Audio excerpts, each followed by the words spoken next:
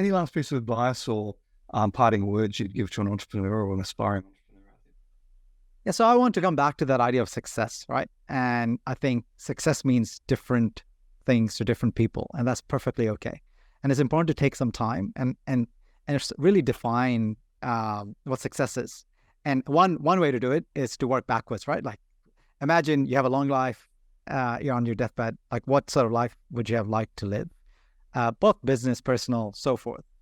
And then living that life, and now not living somebody else's definition of success, whether material or otherwise. I think that's probably the insight that has been most powerful for me.